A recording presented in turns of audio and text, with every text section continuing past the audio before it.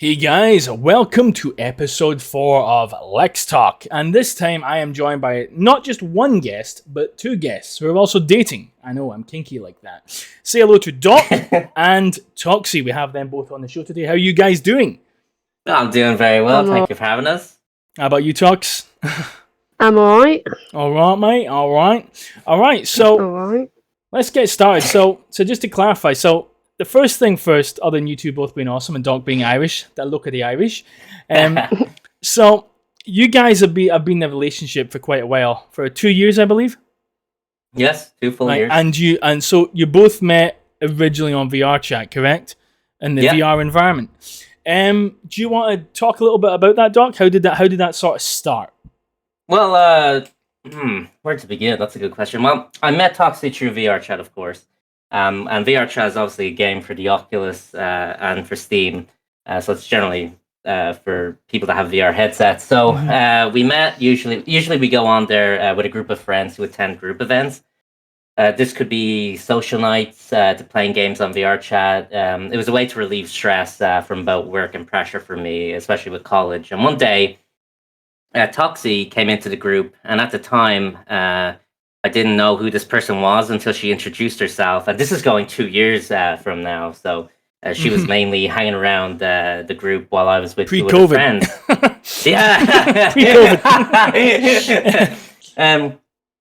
But we were hanging around, I was hanging around two other friends by the mirror. Because, well, we all know how people want to talk near a mirror in VR chat half the time. Yep. So I turned around and I started to look at her while she was listening to some of the members of the group, and it turned out she was looking at me for a good while, and I noticed this, and I kept looking back at her. And to be honest, it felt like a staring contest because I felt like I did something to piss her off. But it turned out in the end, the reason she was looking at me was because she found me interesting, and from her perspective, she had a crush on me. Now, I don't know if it was because she overheard what I was talking to with my friends about, because usually when I talk to my friends, it's usually about my life and stuff with college and stuff like that. Or I don't know if she liked it because of my accent at the time, because mainly... I wouldn't be surprised. But so eventually we ended up texting on Discord in DMs, and it led to more intimate connections, and we started dating. A day after her birthday, actually. So you were the gift, huh? Okay. And of course, we all have to understand that no relationship is perfect. I mean, we have had our fair shares of arguments and disagreements, and of course, coming across like any relationship, like any healthy relationship. Yeah. Of course, but especially when it comes to VR chat, you have a ton of simps and orbiters. On VR chat, so yeah, we both. It's a different culture, It's a very different culture.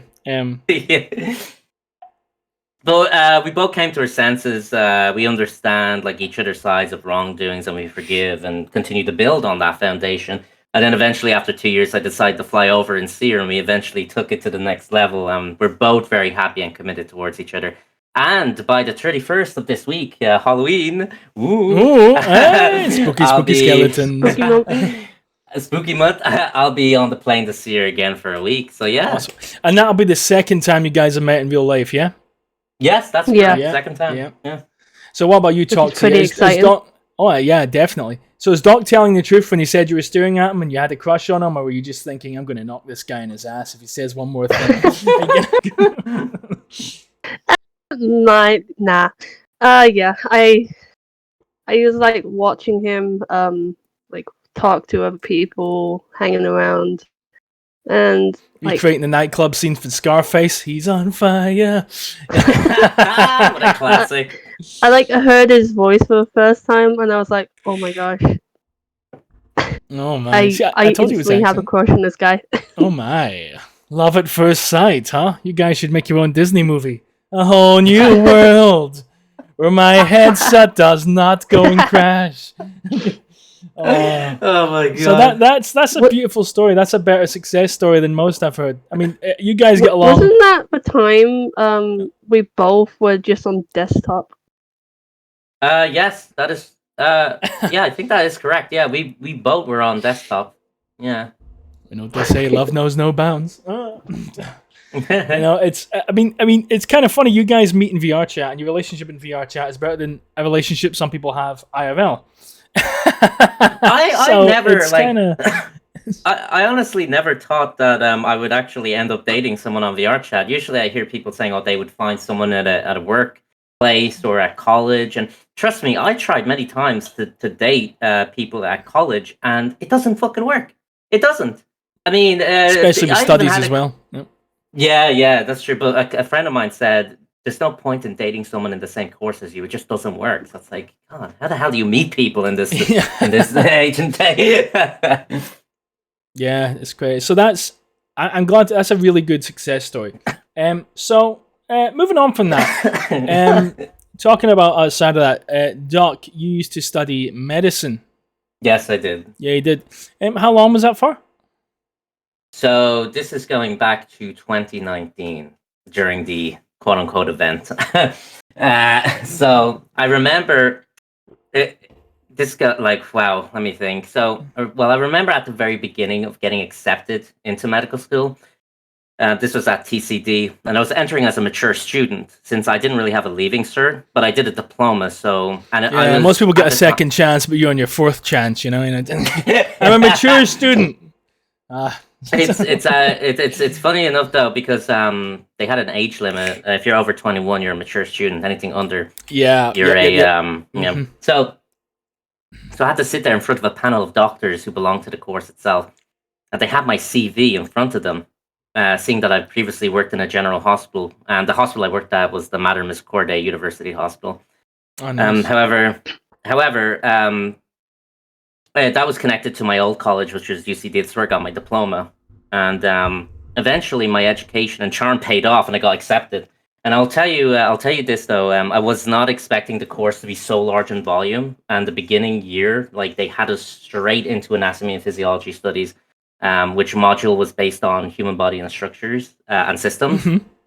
And so I studied anatomy with cadavers, working on actual dead people, like laid out on the slab. And the physiology part was based in the Biomedical Science Institute, where I studied histology with different types of like epithelial classifications, like squamous, cuboidal, columnar.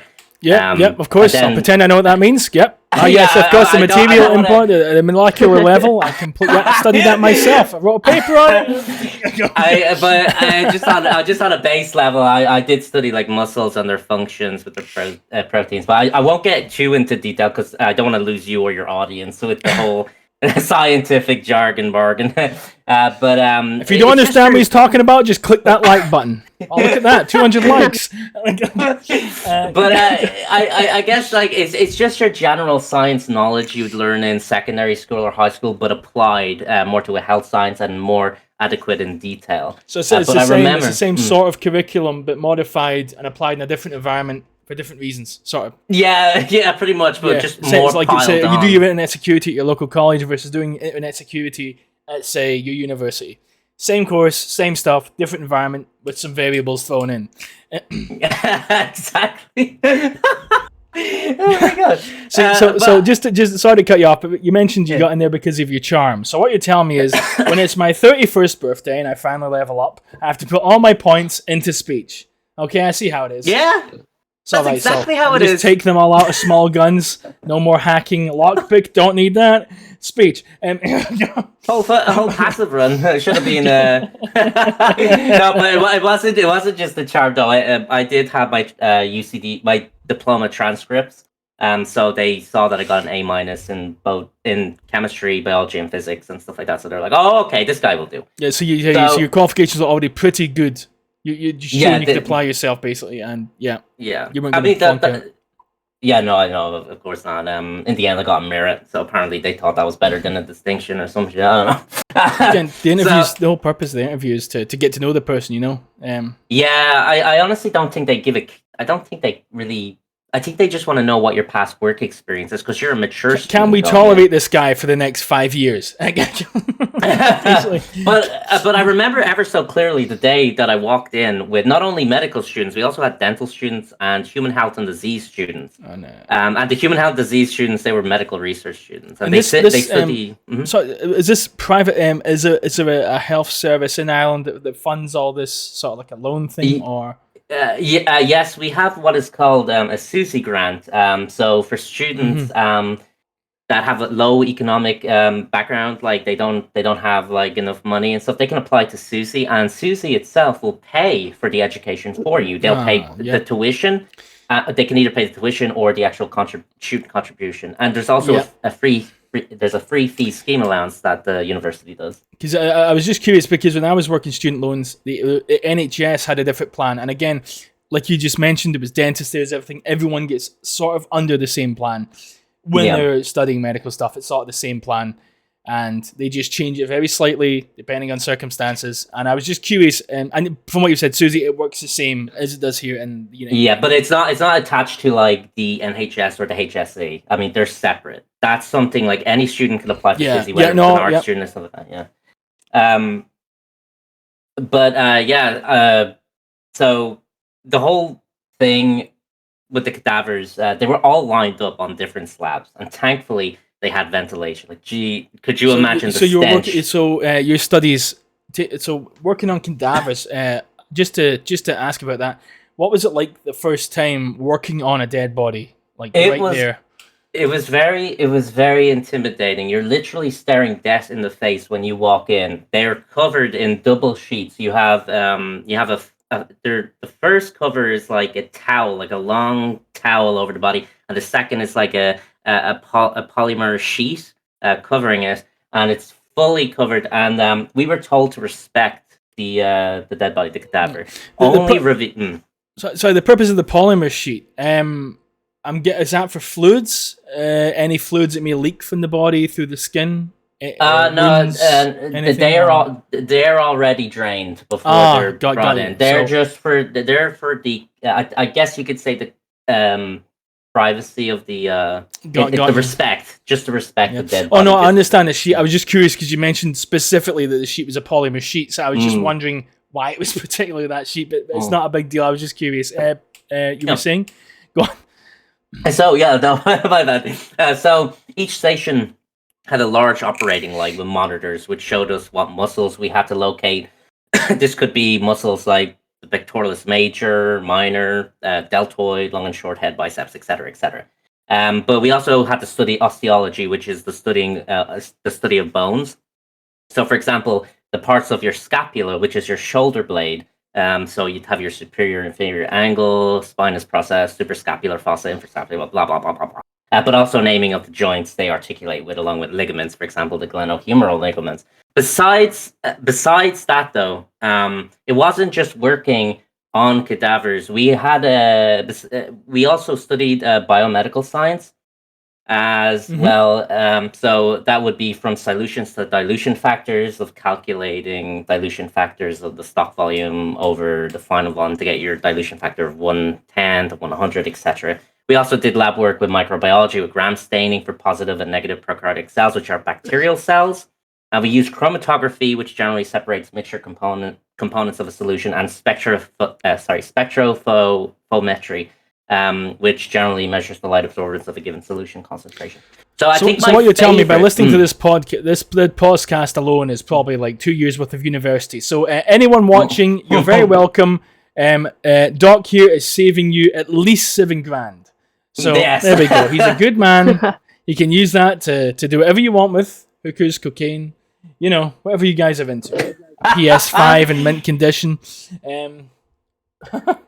I think my favorite was when it came to genetics, where we did subcellular fractionation. It's generally extracting DNA from a cell, and we use electrophoresis, which is using it's kind of like a gel, and you have these nodes, and it separates the DNA, brings it down, if I'm not mistaken, and it determines if the DNA matched with another strand of DNA. So most TV shows you see like Criminal Minds, and that's also a shout out to your previous guest, Smug. Yeah, Smug. We've been watching Criminal Minds. Yeah. I just learned that the main guy in it's from Sonic the Hedgehog 2 as well. Just blew my mind. Oh! Blew my criminal mind. And that's it. I sitting there watching it like, I know this guy. Where the fuck is this guy from? Sonic the Hedgehog 2. He plays a fiance. I'm an idiot.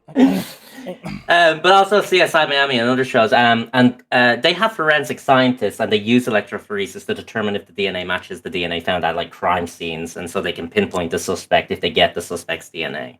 However, the actual thing about being in medicine is that I had a hidden disability. Mm-hmm. And this was the thing that kind of messed things up.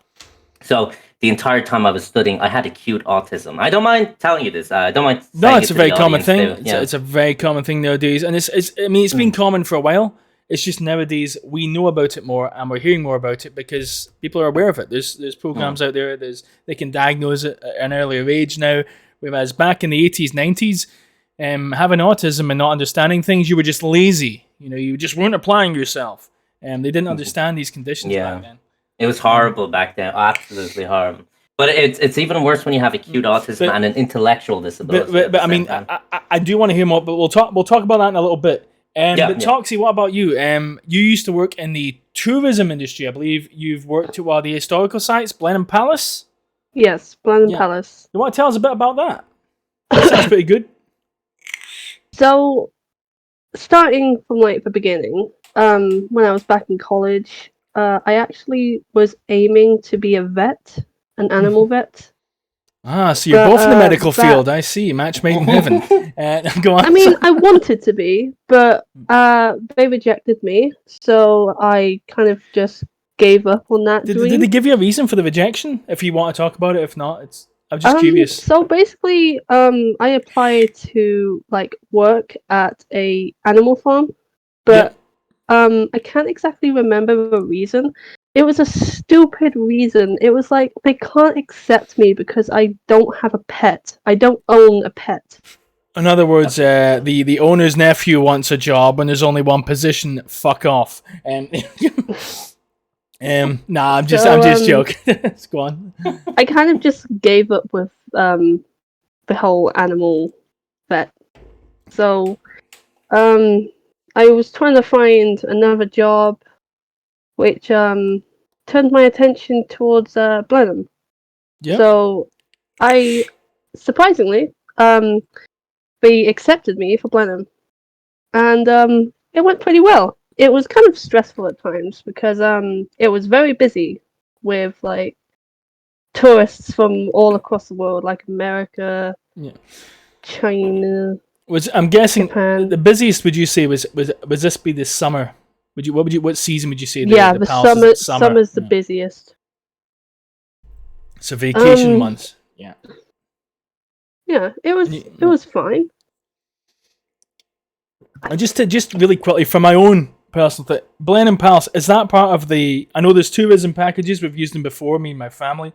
Is that part of the English Heritage Pack, or do you, even if you have a membership there, is it a separate thing?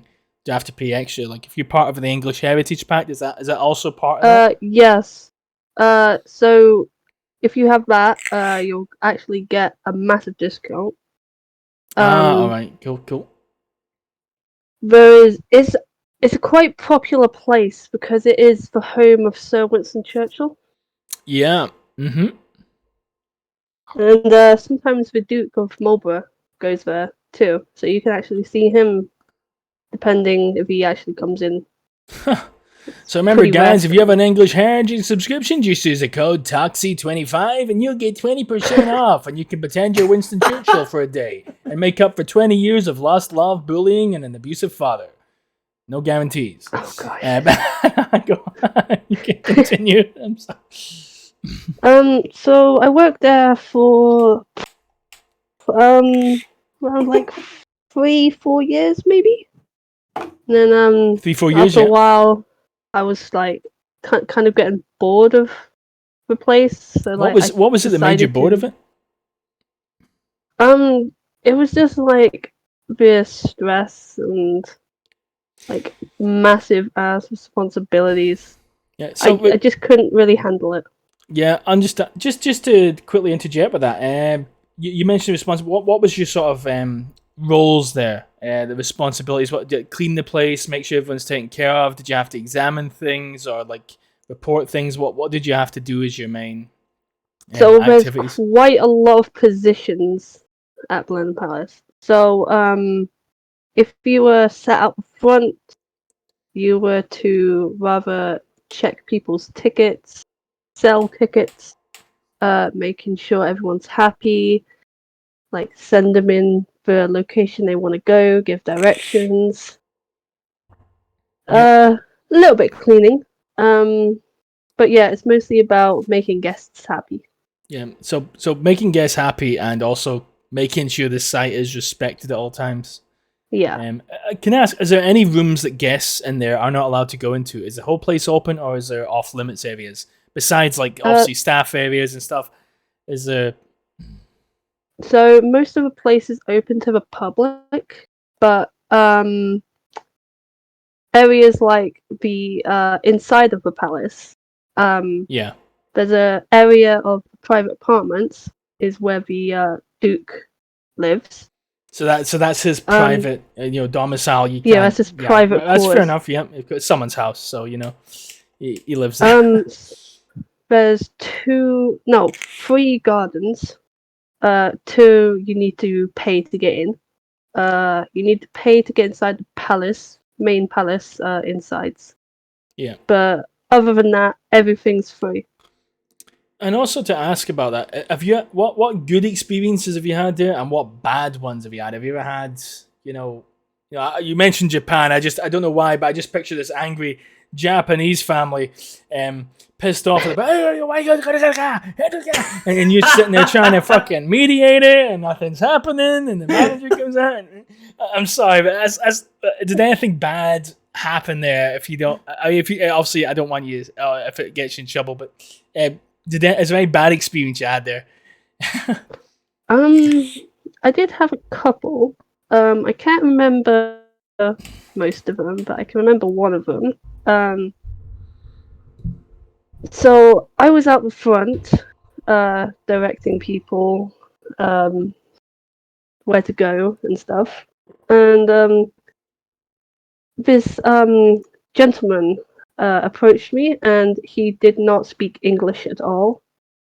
And we didn't have any colleagues that spoke his language, so it was very difficult to understand him. Mm-hmm. And I was like getting anxious. I was trying to help him as best as I can, like pointing to the map or pointing to a help center. And he kind of got a little bit angry with me. Yeah, was he yelling at you, like getting frustrated? And I mean, not exactly yelling, but like just I you could could feel the angry energy by his coming voice. off him, that he was just not in the mood. Yeah. You're like, I'm not in the mood for you either, Chief.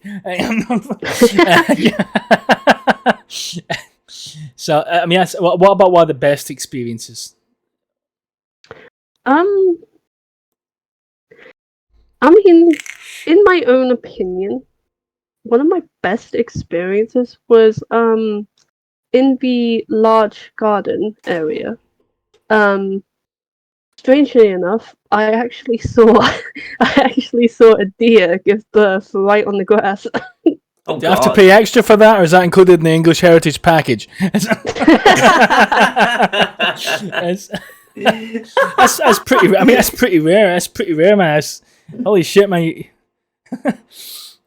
I'd pay to see that. It's like proper. Yes, it's not a common sight, is it? Deer are pretty docile and scared. So damn. It was a little bit gross, but it was beautiful. No pain, the miracle no gain. of life. The miracle of life. Then you walk on. This is why I signed up for this. So real quick, you also work a retail job. You don't need to tell me the store, but okay, I'll tell you what. We need to make this one quick so we can move on to the next point. Otherwise, we'll be here all day. I totally wouldn't mind, but the people watching might. Unless you're cleaning your house or arguing with your wife, and this is the only thing keeping you sane at night with your sleep headphones on at 3 a.m. on a Friday because you just lost your job. Because anyway, we're not going to get into that. Anyway, so retail. Good and bad experiences about retail. I used to work retail myself, so I'm curious if we have the same sort of things on it. What would you say is a bad retail experience you've had? A bad experience. I would say something along the lines of like unhappy shoppers, like Taking out on you. Yeah, basically like that. Yeah. So, have you got any silly stories to share regarding that? Sorry, continue. I didn't mean to cut you off. So funny stories. Actually, there is a funny story that happened a week ago. Actually, I never actually told you guys this, but somebody was blind in the shop, and they had a dog with them, and basically, I was restocking in the milk section of the shop, and I saw the blind person struggling to find stuff, so I decided to go over and help them. 5 minutes after that little conversation happened, I realized that their dog has taken a poop in the shop floor. Clean up on aisle 4. Who did it this time? It wasn't a human. Sorry, Jerry. Go on. So how'd that happen? Like, who had the nasty duty of cleaning up the poop?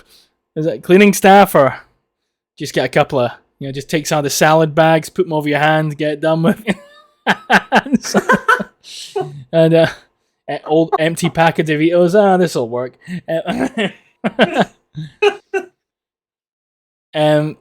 That sounds. Toxi, you there? Oh, is there internet dead? I don't know. Hello? Toxi? On? Oh, that might be the internet. Might be the internet, yeah. I'll tell you what, like, so we've covered a lot of that. So while we're waiting on that, how about we move on to? So you mentioned earlier, Doc, about you have acute autism. Yeah, I have acute autism. And studying with a disability. Can you tell us a bit about that? What was that experience like? So imagine having a large volume of workload, studying, and like a workload, studies, and multiple MCQ exams. Like, you're literally selling yourself to the government. It honestly felt like hell. And at times, especially during the events which occurred in 2019, you know what I mean, where everything was online. Everything was online. There was no in-person lectures. Everything was online. I had breakdowns, like where I had to. Yeah, it goes the internet. Yeah, there goes the internet. Where I had to talk. Where I had to talk to my college therapist, and the first year I did. The first year I did very well in, but when it came to second year, it was just too much, especially with everything going on, especially at home with family. I couldn't knack it, and eventually ended up dropping out. This was third year. I dropped out in third year, and this is a 6-year course. I do regret dropping out, but I came to terms with accepting my limitations of what I can hold on with the knowledge that I have. So you're struggling to take knowledge in, and all you're looking at pretty much is just chemical formulas, I'm guessing. All the time. It's just a lot of stuff. It's more than just chemical formulas. Ridiculous amount of knowledge as well. Yeah, and then you've got to reference some of that knowledge too to understand the next knowledge, which will then, yeah. It's just so much. Like, it's not the autism which caused the problem. Like, there are many doctors in America and around the world that actually it was have the stress autism. Combined with it that caused your brain to just go, fuck this. As I said, it's not the autism. It was the intellectual disability that came with the autism. Oh, welcome back, Tox. It was the I kind of lost connection. Yeah, don't worry about. We just moved on to the next point. Doc was saying about studying with disability. Yeah, it's not the autism. It's more the intellectual disability, and having an intellectual disability can destroy on what you want to achieve in terms of academics. Like, I even tried to avail of disability support at my college, but there was literally no one to help at all. Like, I tried to get a one-on-one tutor support, couldn't even avail of that. Like, not even a note taker. Yeah, and again, I mean, it's kind of a tricky thing because they struggle with it, face to face, and with the events that happened in 2020. Yeah. If anything, it should have been easier because, nothing wrong with a wee Zoom call, something like that, whatever they could arrange. But I kind of feel your pain, to be honest. Yeah, Tox? Feel my pain. Yeah, because when I was back in school, I was like struggling at these classes, and the teacher didn't even help me. Yeah, they don't give a shit about their students. They just care about the money they make. I mean, it's very true. I mean, I grew up I'm 30 years old. I grew up in the 90s, and for me personally, it was the same. I was very shy in my younger years because I was punished I was punished if I opened my fucking mouth. So for example, I put my hand up. I mean, I had a teacher one time that was so bad. My parents wanted to pull me out of the school and put me in another school. So I was having problems understanding stuff. And she was just a bully. Like, for example, I had a ruler and my ruler got snapped. So I brought this, like, those tracing things you get, the plastic little tracing things? Yeah. And I brought one of those because I figured we're just going to be drawing straight lines. This will work as well. And she went up to my desk, and instead of saying, yo, what's wrong? Do you not have a ruler? Do you need one? I'll give you one. She was like, that is not a ruler, is it, Alex? And she held it up in the class. Is this a ruler? That is not a ruler. Like, stuff like that. What the hell, man? That's There's no horrible. need for that. I That's couldn't. horrible. One time, I spelt together wrong. I was writing in my jotter, and I spelt together wrong. And she could have just said, you've got that wrong. It's this, and put it below it. But she literally leaned close and went, how to remember together to get her. And I'm just like, why? What the fuck? I mean, there was It's again. awful. And dude, again, if I raised my hand, any questions, I'd raise my hand. I didn't get it. It wasn't a case of, they'd never say, oh, maybe I need to explain it differently. You just weren't paying attention. You were punished for asking for help. So I never asked for help for fear of being punished. I never told my parents about the abuse and the punishments I got in school, because I figured, well, if that's how I'm being treated in school, if I tell my mother, I'm going to get punished at home as well. So I shut the fuck up. How was school? It was fine. Back into the room, playing the PlayStation.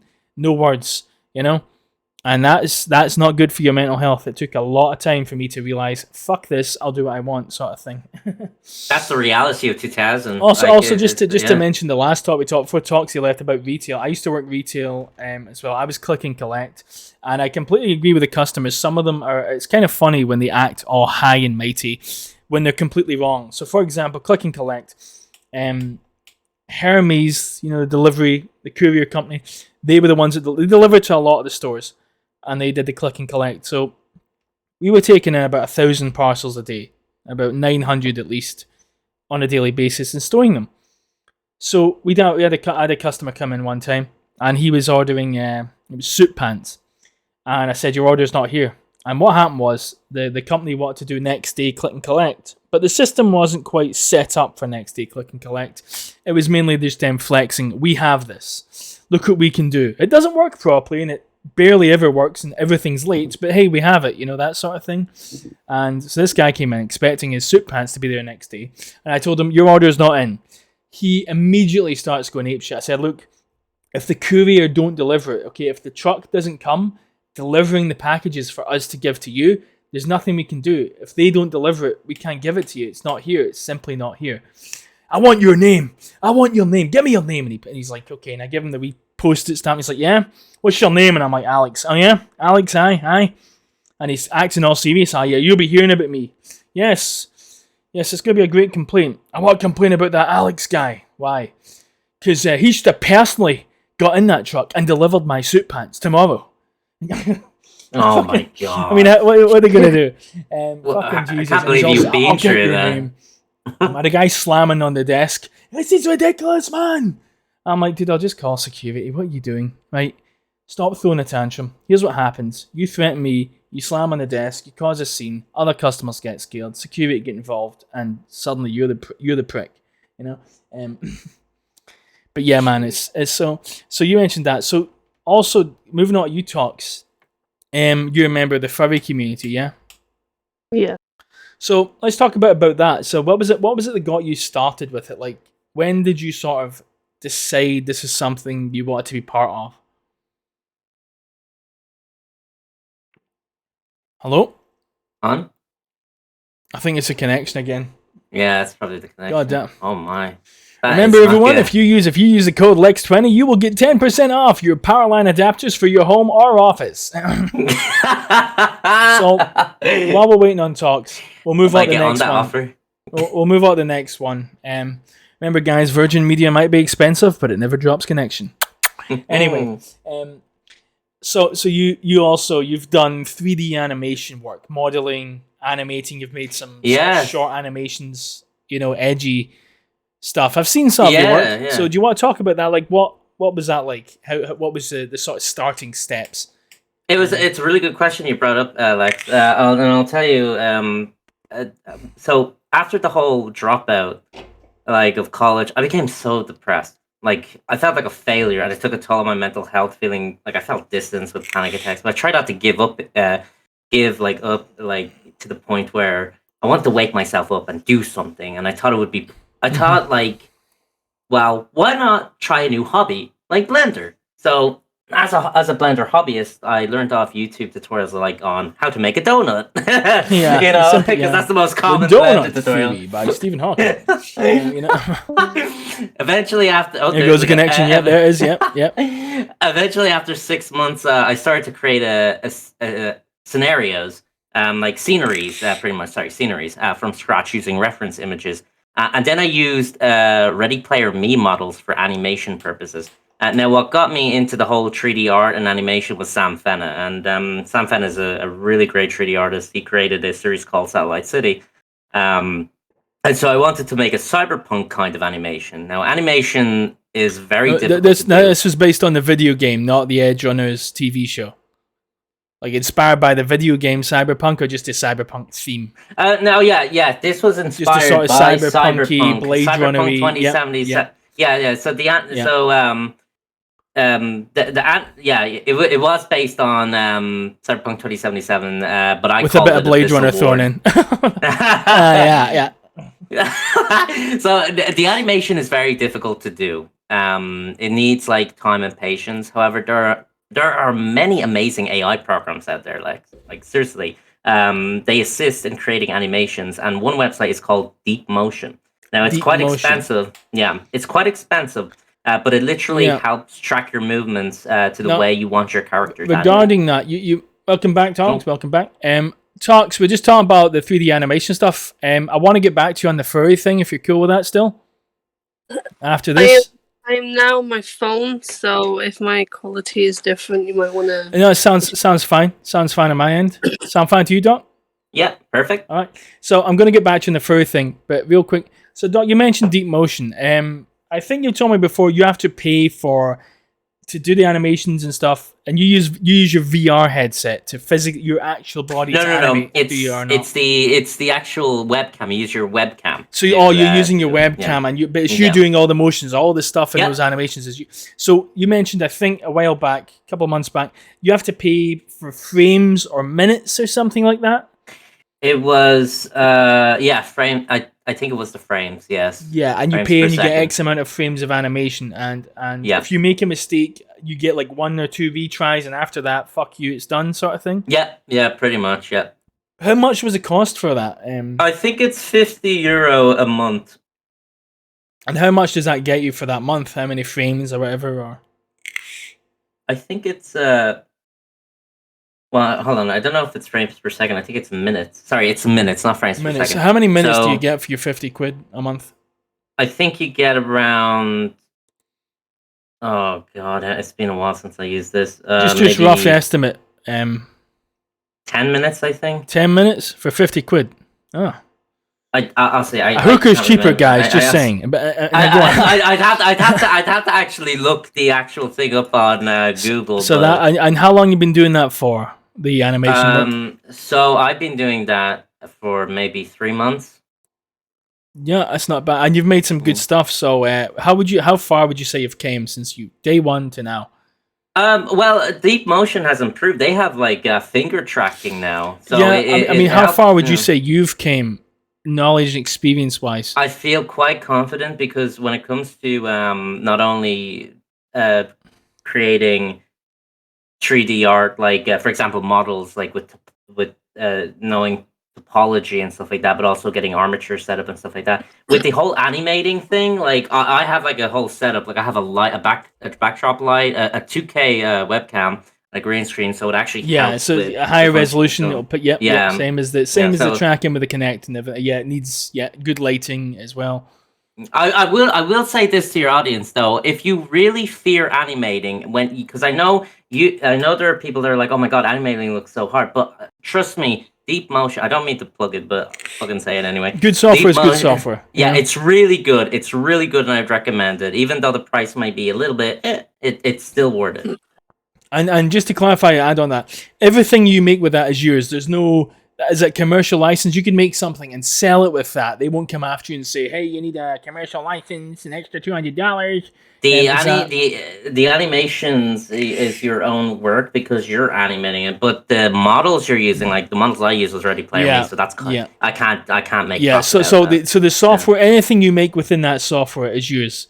If you made everything from scratch, like Pixar, and you animated it in deep motion, you can sell that, and the lawyers can't do shit. So it comes with a sort of commercial license, basically. Yeah. Let's say you modeled a stickman in there, and you wanted to animate that stickman. That's yours. You can sell that. I could sell that.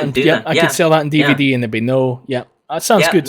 So now Toxi's back. Toxi, to go back to talk about the furry community. How did you sort of get started with that? So I started being in the furry community by like the furry cartoons, like the furry version of Peter Pan and stuff like that. Yeah. A little bit of social media as well.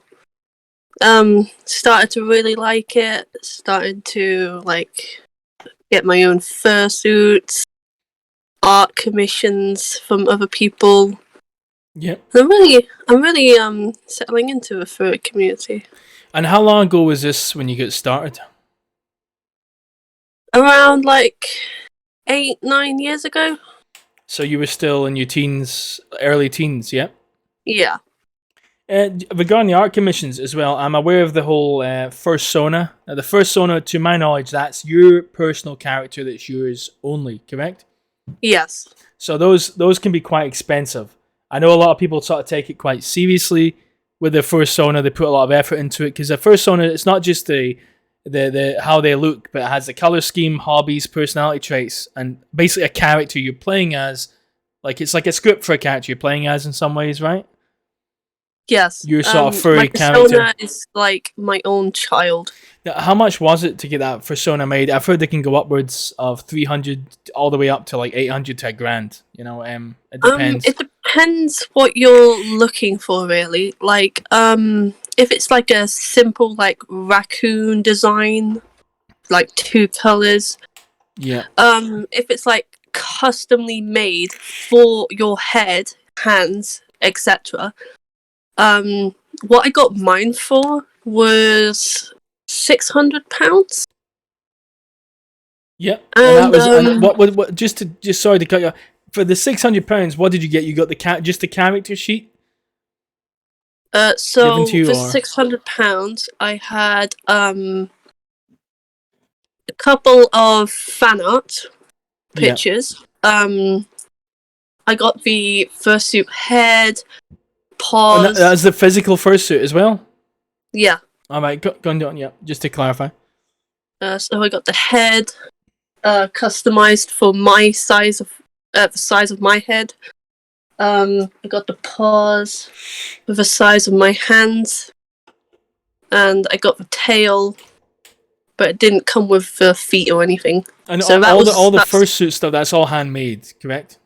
Yes. Yeah, and that was for $600. So you got the fursuit parts custom made, and you got the character sheet and the fan art. I mean, to be honest, that isn't that bad of a price, considering. I mean, you're going to use that for years, and you still are using it, I believe, right? The same.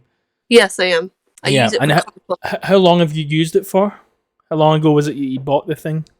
A couple of years back. I can't exactly remember. Yeah, so I mean, again, yeah. I mean, I spend more than that on synthesizers, so I can't say shit. I spent $500 on one synth, but I mean, to be fair, it paid for itself. But again, if you especially if you're a VTuber and you spend a lot of money getting a custom furry avatar that's fitted to your size and scale that fits like a second skin in VR, you're gonna make that money back with your content, YouTube, TikTok, Twitch, donations, all that stuff. Yeah. On OnlyFans, if you feel that way. Wink, wink, nudge, nudge. Guys, add me. My name is Uwu Queen 69. Plug myself. Hey, Uwu. So you've made a lot of friends there and stuff, and you've quite enjoyed your time in the furry community, right? Yeah. Would you say it was especially you said you're in your early teens, would you say being part of the furry community got you through some of the hardships of being a teenager? High school bullshit, bullies, teachers, that sort of crap. Yeah, like, even though furries get a lot of hate, like, a lot. Yeah, we're gonna talk about that after. I just want to clarify the good shit first. I always start with the good news, guys. But, like, even through that, I'm literally proud to be a furry. Yeah. I also support that. Understandable. So moving on to that part. Now, I know some of the audience watching also know this, and it's kind of a meme, but there is a dislike with the furry community. One thing I want to ask, and this is, again, it's up to you if you want to answer this, but what do you think people dislike them so much for? I think it's just like being different. Yeah. Like, I know it's a bit weird, like, people dressing up as animals, but it's kind of good in a way. Yeah, because I've also noticed it's even popped up in I was watching a crime show, and one of the suspects was a furry, and they had to. He was trying to do the police interview in his furry costume, and it was funny. These professional cops, they're part of the furry community, Captain. Furry community. It was, and I also know Joey B. Toons. He did his, the furry convention video, and they were all prancing around, and he was making fun of it. But I also know he did a 50-minute talk interview with a furry. I hate using that term. I know it's how I call people, but it sounds almost like it's derogatory. He's a furry. But I know it's so weird. But anyway, so regarding the dislike, what personal stuff has happened to you? Like as being part of the furry community, what things have people done to you maliciously to show their dislike towards you? So in VR chat again, I have multiple furry avatars from the game. Yep, in VR. Yeah, and normally in like public worlds where anyone can go, whenever I'm in a furry avatar, I get targeted by the disliked people who don't like furries. Yep. Normally get bullied, to be honest, but I just get past that bullying and I don't really care. To talk about the bullying, is the bullying just verbal abuse? Just like any online game, like a COD lobby. Has it ever went further than VR chat? Has it ever went to the point where they've tried to dox you or DDoS you or crash you, anything malicious, tried to find out your social media? Has it ever went that far, or is it just the verbal abuse? It's just the verbal abuse. So it's, for you personally, it's never went outside the game. It's never been to a point where they've tried to, crash you or give out dox you or something. Yeah, no. What about IRL or other communities? Has that ever happened to you personally? No, not IRL. Just like online games. But it does go on. You've heard about it going on. Yeah. So these incidents, these attacks, shall we say, not just towards you, but towards other members of the furry community. It goes from, for you said verbal abuse, but I'm guessing, if any of your friends told you, have you heard about other experiences such as where it's got more serious, death threats, doxing, trying to hack social media, stuff like that, where it's get to the point where the police may need to be involved? Well, I haven't heard much about it. But it does go on? Yeah, I know. Uh-huh. Yeah, I would just want to ask, because, yeah, it's a big topic. I personally don't have a problem with the community. I do see some things, like I remember there was that famous clip of the furries at the playground playing with the kids, and also that made a lot of parents nervous, and they've got every right to be nervous. And the problem with that is people watch these videos and they presume that's all of it. And the problem with that is because you're playing a character. So, it really is no different from, like, how some actors who play bad guys on TV shows have said that they've had people spit at them on the street and yell at them, like, you're an asshole and stuff, because they play a bad guy in a popular TV show, right? It's kind of the same situation as that. You know, a couple of furries are caught being weird or doing, shall we say, illegal activities, and the whole community gets tarred with the same brush. So the guy who just likes to have a furry avatar as his profile, and he's a fairly normal guy, he gets put under the same net as the guy who walks around in a full fursuit, joking around with kids in the play park, just like the people in that video, you know? It's a really tricky situation. So one last thing I want to ask, if you could say what's the one thing about the furry community that's really done it for you, like really changed your life, made your life better? I just want to butt in here, Sure. because apparently I think our brother's home, but I just want to say that you did raise a good point, and I just want to answer this on behalf of her. The whole thing with people that are furry haters and stuff like that, I think their view is that they think like furries are like zoophiles. They think that people have the misconception that they think that people that dress as real quick, is Toxi unable to answer right now? Just so I know. No, she's not. She's not. No. All right. So you got you. Right.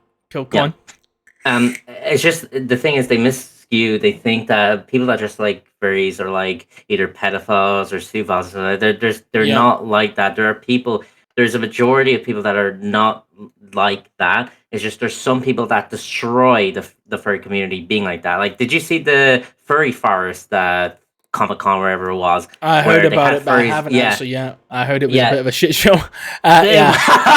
See, I'm not being disrespectful to either of you. It's just I need to ask these questions because they are questions that need to be asked. You know, and I'm not being disrespectful. Exactly. I know the questions might seem a bit personal and a bit specific, but that's how we get to the meat of this. We ask personal, specific questions. And again, if I ever ask anything you guys don't want to answer, like I said before this, just say, skip question, I'm cool. But we got most of that. We got some good answers, but please continue, Doc. I was just gonna say, like, we with the furry community, we respect a lot of people, but VR chat has a lot of bizarre people on there, and the real life furry community, like, it's completely different to the online. Like, when you have Comic-Cons and they're furries, they're nice. They're not people I watched some of the Charlie Veach stuff as well, and he's went to the furry parade, and they've been nice people, and saw them take the masks off, and he just when we need to move on to the next point, because I hit the hour mark now, and I want to get the other point. But just one last thing for both of you here: would you say that the worst experiences you've had towards you as being part of the furry community have mostly been in the VR space? Yeah, I agree. Yeah. So VR in real life, DeviantArt, other communities, it still happens, but VR is the big fucking, because people can punch you in VR, people can crash you in VR. They can't do that on fucking DeviantArt or Discord as much, you know. So VR chat is the big fuck you basically to VR chat is filled with a lot of negative people, from incels to and instead of seeing you on a Twitter page, they're seeing you in their face. So it's like you're in their own backyard. You know, it's like you walked into a real life bar. It's basically, you know. Right. So let's move on. Let's move on from that. Let's move on. So we talked about that. We talked about your 3D animation work. Toxi, you collect Pokemon cards. Yeah, you've been collecting for 8 years, I believe. 8 years. Yes. Hell yes, that's awesome. You're basically me when I was 5 years old. I don't collect. I had the starter pack when I started. I had the. I'm talking back when the Pokemon trading card game first came out. I had the starter pack. I got it Toys R Us. I had the little marbles and the icons. I don't think did they do that anymore? Did they still give out the little physical marble things, or is that gone? I think it's gone. Yeah, this was literally. I think this was like released. This was like Pikachu and Friends. First gen. And obviously going up with Pokemon Red, Pokemon Blue, back then, black and white screen, physical link cable, no internet. It was so just to ask, what was it? What got you started in Pokemon cards? Was it something that started like myself in high school and you just stayed with it for most of your life? Was it like that, or? So basically, when I was at school. I used to always watch the Pokemon series on Cartoon Network. Yep, the Indigo League. Yeah. That's how I got into Pokemon. Same. And then after a few years, I started like rapidly collecting Pokemon cards, Pokemon games, Pokemon plushies. And of course, the McDonald's Happy Meal toys. You can get 20 quid worth of Pokemon cards for $3.99. Okay, Chief. Damn, son. I got a few myself. I mean, what? Sorry, go on. I was kind of late to the party on that, too.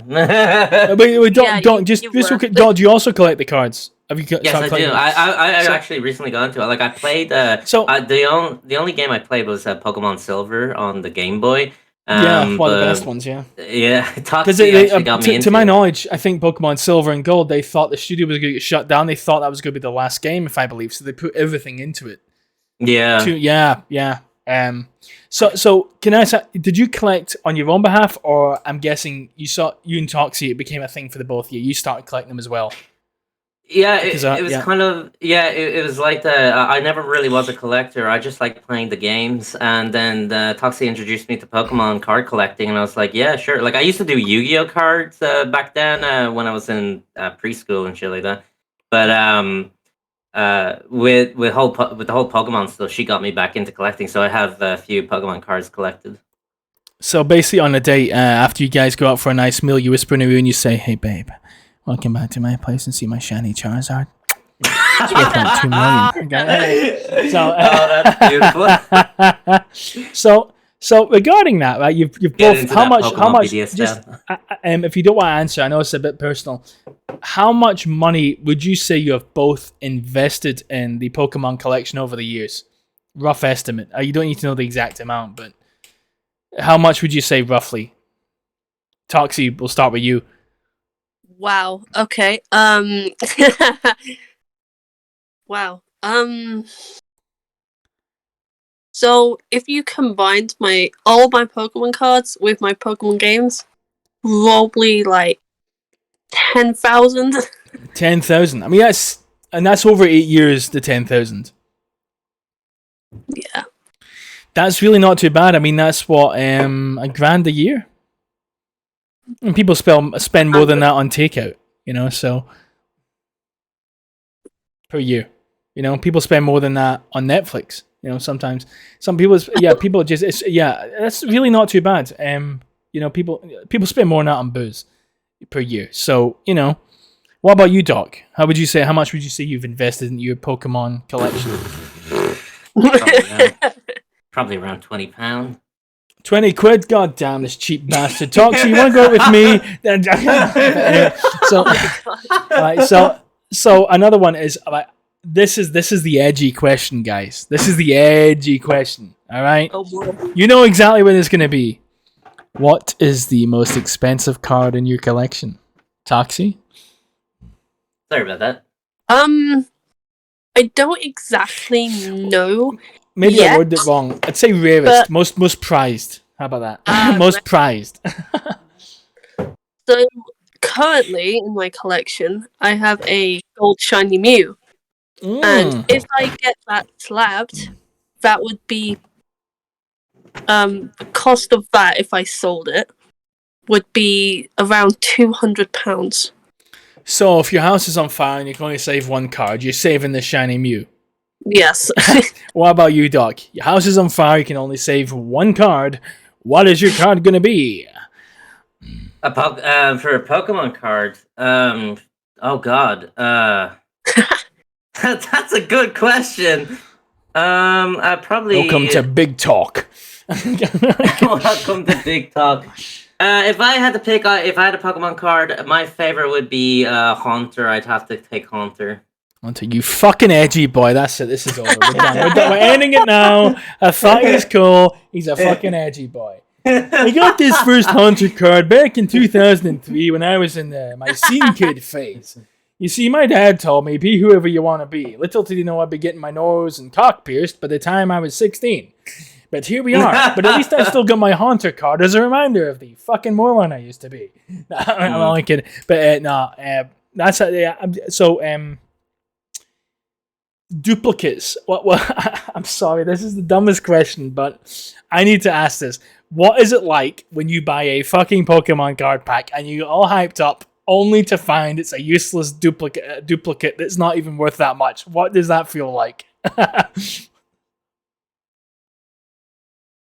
you saying that to me or Toxi? Both of y'all. Oh, is Talk still there? Yeah. What does it feel like? I mean, if it's the exact same, like every card is the exact same, it's like 2 packs or something. It's kind of like it makes me feel like I just wasted money, to be honest. Yeah, you're like, oh, fuck you, man.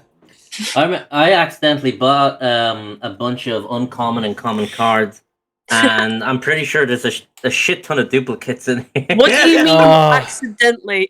Oh, shut up. Well, you wanted those. You wanted to get 2. I wanted to give the guy some profit in the store. Why not? I just finished watching Better Call Saul season 5, and I was feeling like a big man one day, and I saw this Twitch stream, and I had my PayPal open, and I figured, you know what, screw it. I don't care if it's only a level 20 Pikachu that ain't worth jack shit, and it's mine, and that's what matters. But right, so enough about Pokemon. I think but it's just the problem is I'm nerding. I really want to talk more about Pokemon, but I know I can't because we have other topics to talk about. But just saying, if you guys want to know more about my personal Pokemon experience, the comment section is there for a reason. Anyway, so moving on, Doc. Let's talk about. You had some words you would like to say. Positive reinforcement, shall we say, for people studying with disabilities, for someone who's been there and went through that crap and came out shining at the other end by for all the hardship. What would you say to someone in your position? Not just someone who wants to study medicine, someone in general who's in higher education, who's in your position, who's had to deal with that stuff. What would you say to them right now if they're listening? I think what I would like to relay for those going through what I've gone through, if you are suffering from autism or an intellectual disability, the key is not to give up. Like, keep fighting for what you set your goal to. Like, my goal was to be in a field of healthcare, to be a doctor. But now, since I accepted and understand my limitations, like, I've applied to work as a medical laboratory technician.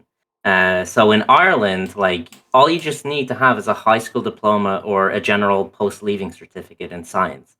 And it probably won't stop me from pursuing a course in the future at college, such as DIT or UCD, as a biomedical science, in biomedical science course.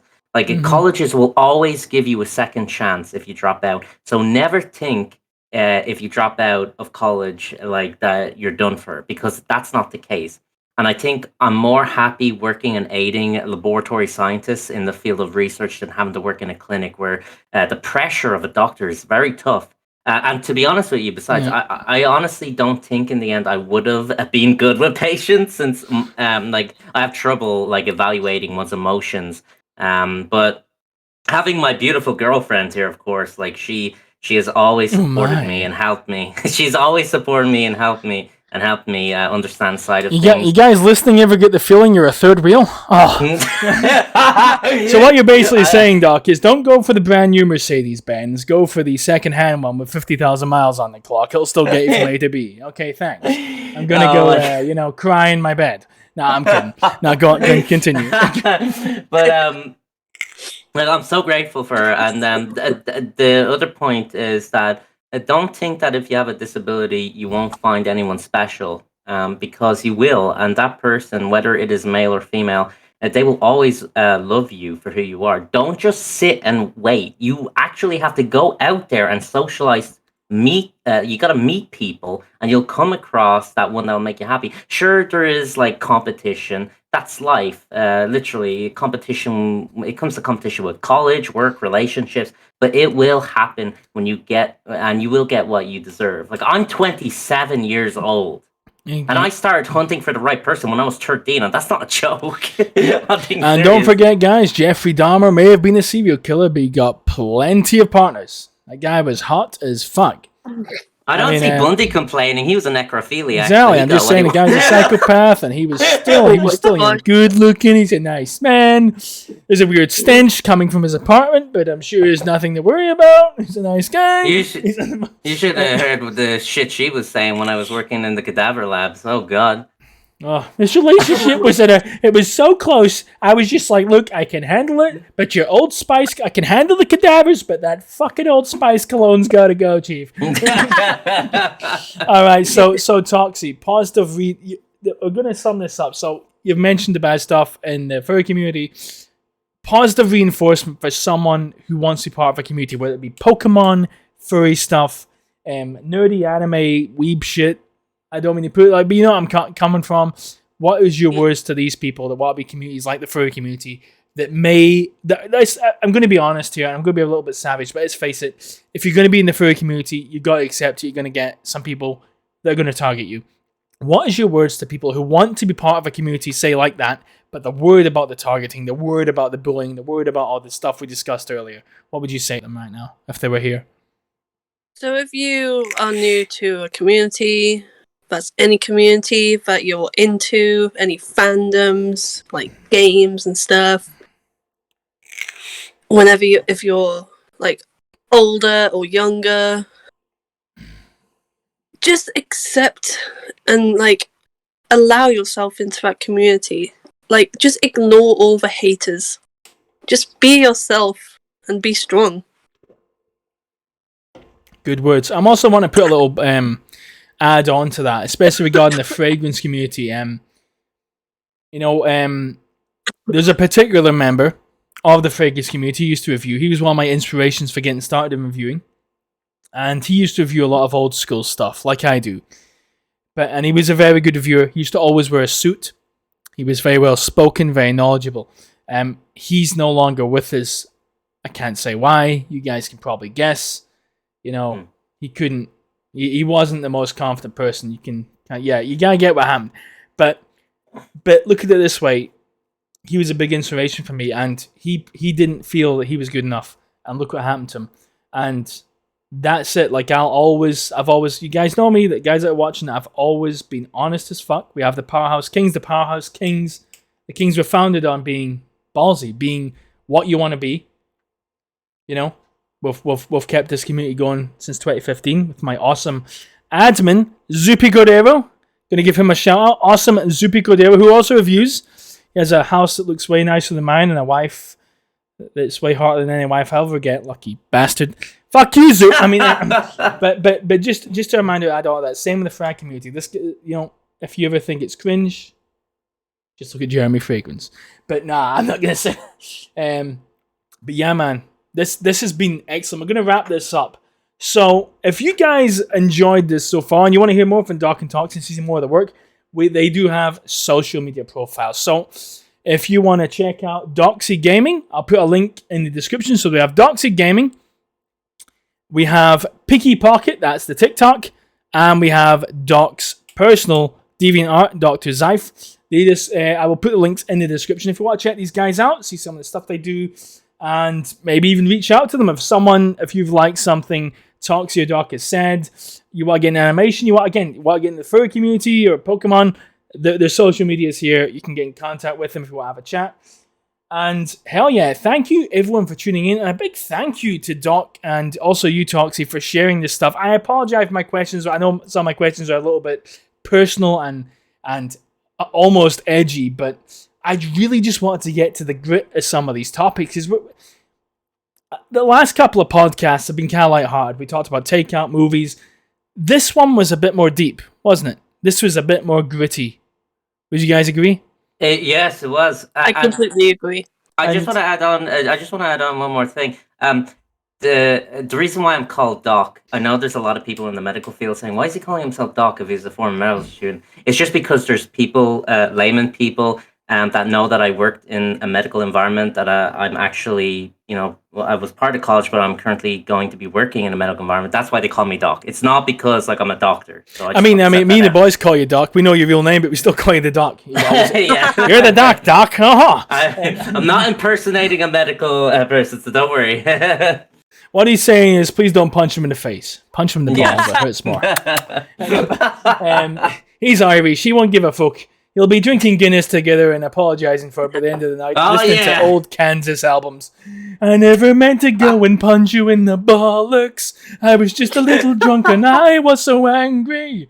But, anyway, we're going to wrap this up. Thank you, everyone, for tuning in. A big thank you to Doc and Toxi. I just to clarify, I do know that this was a little bit of a more deep podcast. And I know you guys talked about a lot of personal shit, and I know that took a lot of fucking balls from both of you. And I really appreciate it. And also, just to add on, if anyone wants to say anything or comment on any of the topics brought up here, leave it in the comments below. Some of you have my contact info, message me as well. The links will be there if you want to talk to Doc or Doxy about stuff. That's cool. And yeah, again, if there's anything also that anyone who's watching this wants to bring up at the next podcast, please leave it in the comments. Anything you want me to discuss or my guests in the future to discuss, leave them in the comments and we can tailor the podcast around that. So hell yeah. Anyway, thank you guys for coming on, and thank you guys for tuning in, listening to me talk about bullshit with my guests. And I will see you guys next week on Sunday, when you guys should be at fucking church, but you're listening to my dumbass on your fucking phone in the car, driving to see your ex-wife who probably just wants to get money from you. Oh. This podcast turned into just one long-running episode of Seinfeld. Anyway, you guys take care, keep on smelling fly, and I'll see you next week at 6 p.m. Sunday.